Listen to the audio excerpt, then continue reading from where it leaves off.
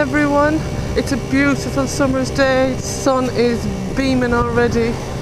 And I'm going to work today with gratefulness and relief in my heart. And the reason I am grateful and full of relief, I will tell you. But I'll start at the beginning. Our dog Cooper had a little lump behind her ear, like a little pimple. Wasn't really taking a lot of notice of us. You know, dogs get little cysts and little lumps and bumps, and we didn't think anything of it really.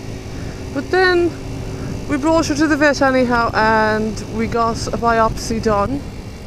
And the biopsy came back that it was a mast cell, a cancerous tumour, and it needed to be removed immediately.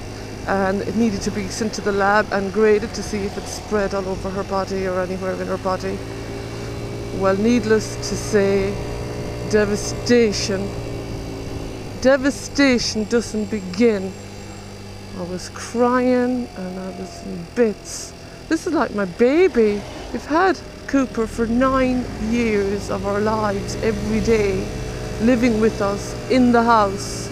She sleeps in the same room as us, and she sits wherever we sit, and I walk her 2-3 times a day, and it's like, you know, we play ball with her, and the relationship that we have is phenomenal.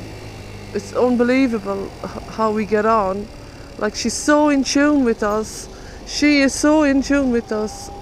You know, some dogs, like, they just take off, don't they? They do their own thing and they don't listen to you, or, you know, sometimes dogs can misbehave and things. But our dog doesn't do any of that stuff. You know, she is the most brilliantly behaved dog ever. As I say to her, I look at her and I go, Cooper, I love you. You are the best dog that ever was or ever will be. And that is the truth. So finding this out was like ripping my heart out and stamping on it and saying you're dead. It was as dramatic as that in my heart. It was awful, like. And we brought her in and we had the tumour removed on Monday morning, and they said it was a full clean removal, and they have to get 1 centimetre of tissue around the tumour.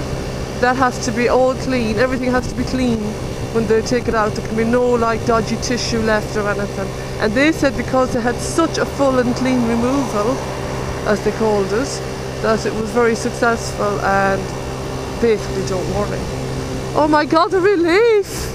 Now they still have to send off the sample of what they removed to the lab to be analysed and graded. But they reckon we caught it on time. Now grade 1 is the one we need to be hearing about, and that means that it won't have spread, it'll just be isolated in one little spot in the body, and it's job done basically. Caught it before it can erupt and do any damage or get too big or whatever. But we still do have to get those sample results back in 10 days from Monday. So, but as the vet didn't seem at all worried, we're relieved now and we feel it should be okay. And the thing is, she wasn't even sick. She's full of beans, same Cooper as she ever was, full of life, playing, doing all her normal things, eating, not lost any weight or anything unusual. Everything about her is healthy, everything. So it's like, this is an awful shock to the system to think that she could have cancer. It's like, whoa, I can't imagine it. I just, would kill me to see her sick and in pain or any of that stuff. So that is why I am going to work this morning and yesterday morning, but the battery ran out, with relief and gratefulness in my heart. I've done this vlog already, but unfortunately it died before I finished it because I've not been paying attention with everything that's going on. I forgot to charge up my camera. But who can blame me for that, right? A lot going on, right? A lot going on. So my message to you out of all of this, the moral of the story and all of that, is be grateful for what you have. I know you hear this and it goes in one ear and out the other, and you know, but I've always tried to be a grateful person for the good stuff in my life, which I think helps keep me positive and cheery anyway. Be grateful and be thankful for the good stuff in your life. If you have people in your life and animals in your life that you love and make you happy, appreciate it every day. When things are gone tits up on your life, some aspect of your life, you know, and it happens to everyone and it can be hard, then look at the things that you're grateful for.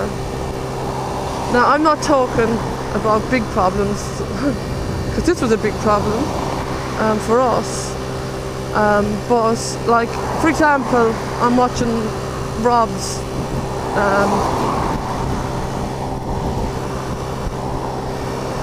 he's fucking very close to me, that car. I'm watching Rob's videos, sorry Rob, I'm watching your videos.